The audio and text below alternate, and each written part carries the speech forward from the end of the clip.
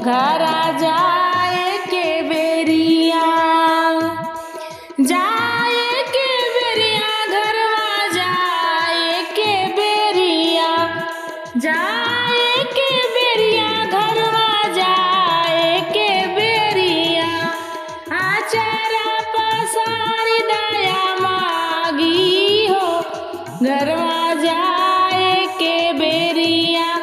आचारा पसारी दया मागी हो, घरा जाए के बेरिया।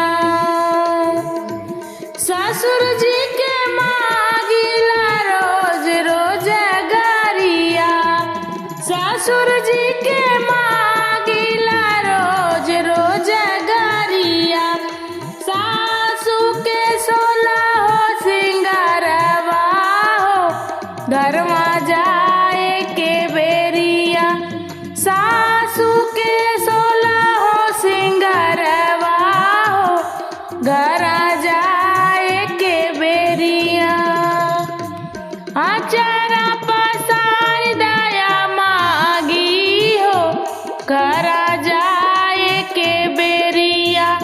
आचारा पसारी दया मागी हो, घरा जाए के बेरिया।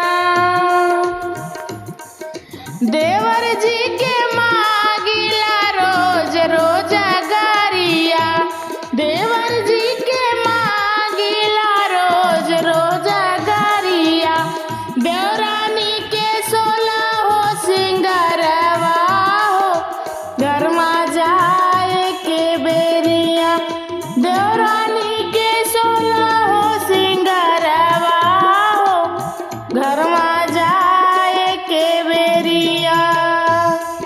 आचारा पसारी दया मागी हो, घरा जाए के बेरिया।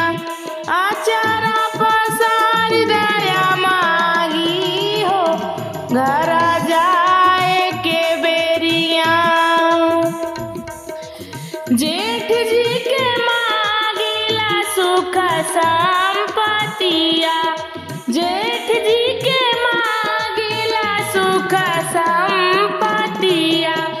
जेठनी के गोदी में लाला नावा हो, घरवा जाए के बेरिया।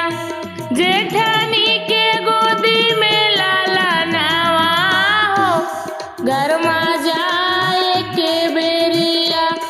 आचारा पसारी दया मागी हो, घरा जाए के बेरिया। आचारा पसारी दया मागी हो, घरा जाए के बेरिया।